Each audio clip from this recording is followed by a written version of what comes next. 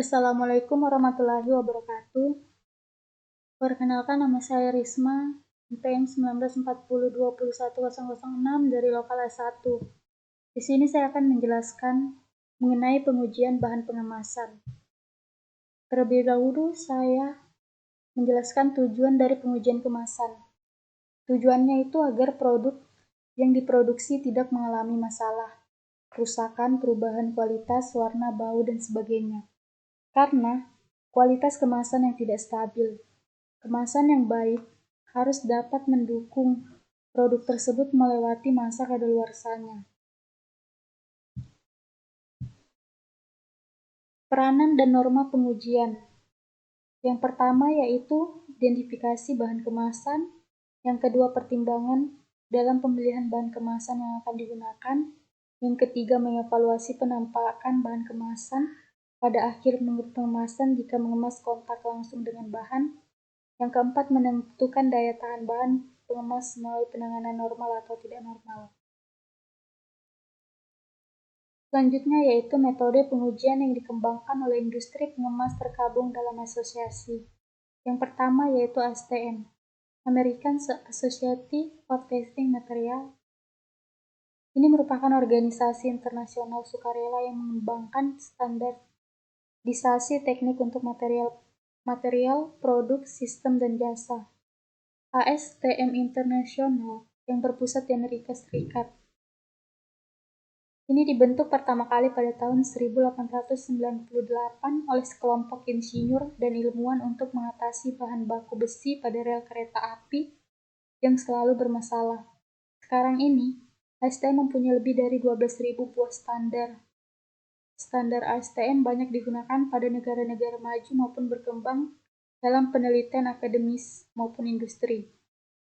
Yang kedua yaitu TAPPI atau Technical Association of the Pulp and Paper Industry, adalah organisasi non-pemerintah internasional nirlaba yang terdaftar yang beranggotakan sekitar 14.000 insinyur, ilmuwan, manajemen, akademis, dan lainnya yang terlibat dalam bidang pulp dan kertas.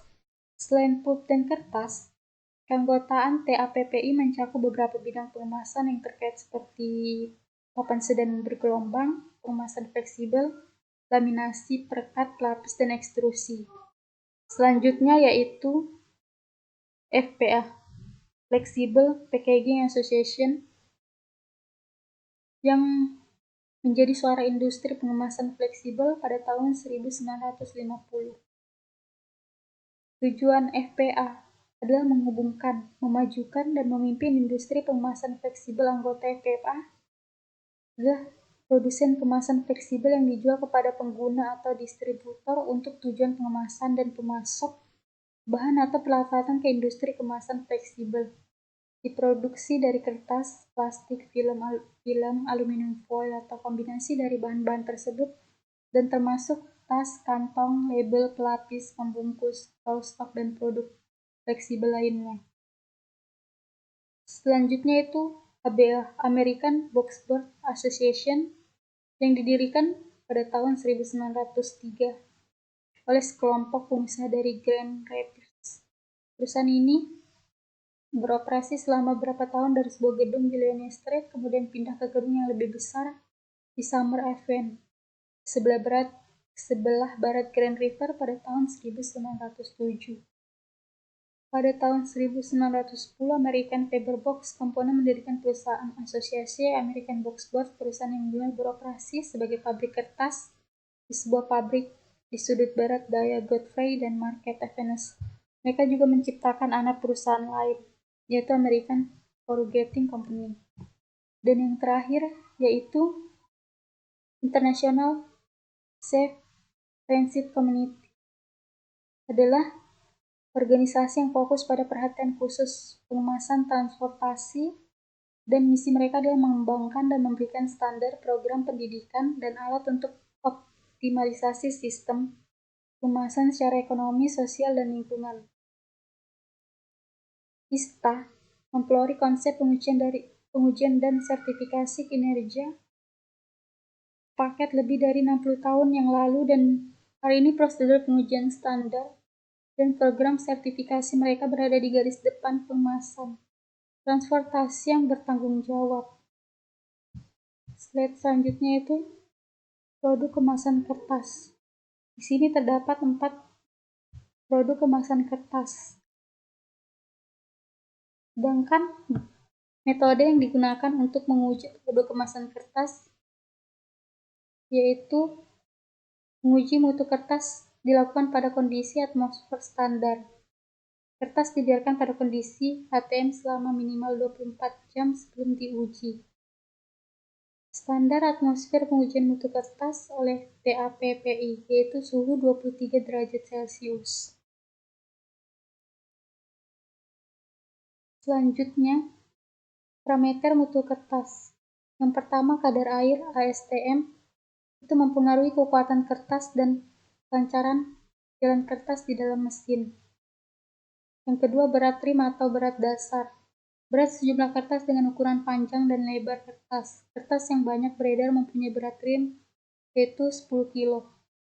Terus ketebalan kertas. Ketebalan mempengaruhi sifat kaku dan kertas yang tebal memungkinkan dikemas di dalam kotak dan jumlah lembar atau kotak.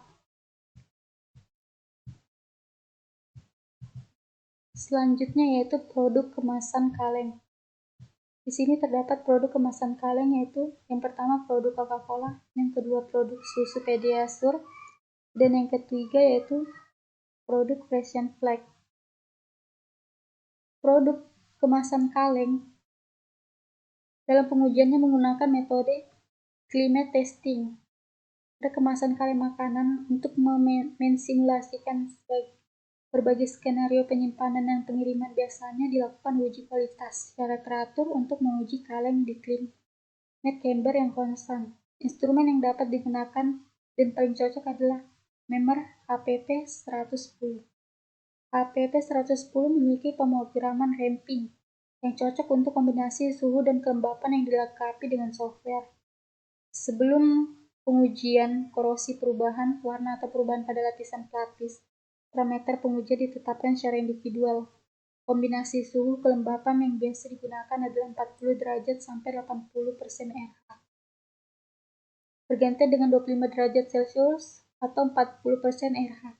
Yang umum di climate chamber tergantung pada persyaratan pengujian dilakukan dalam iklim konstan atau iklim bolak-balik.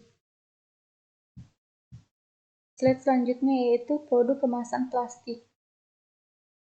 Dalam menguji produk kemasan plastik, dalam aplikasi kemasan sangatlah beraneka ragam jenisnya. Hal tersebut sangat disesuaikan dengan kebutuhan pengamanan produk dan proses pengkondisian selama jalur distribusi atau penyimpanan oleh customer. Berapa jenis plastik dan karakteristik berdasarkan kabel, mulai dari yang biasa kita kenal sehari seperti ABS, PE, HDPE, LDPE, dan lain-lain. Penggunaan Universal Testing Machine untuk plastik adalah sesuai standar yang berlaku secara internasional seperti ASTM D638 dan lain-lain. Namanya Universal Testing, alat ini juga dapat menguji tarik selain plastik tetapi karet, kabel, komposit, kertas, dan lain sebagainya. Baiklah, itu saja yang dapat saya jelaskan pada materi pengujian bahan kemasan ini. Jika ada salah dan kata yang kurang berkenan mohon dimaafkan. Terima kasih. Assalamualaikum warahmatullahi wabarakatuh.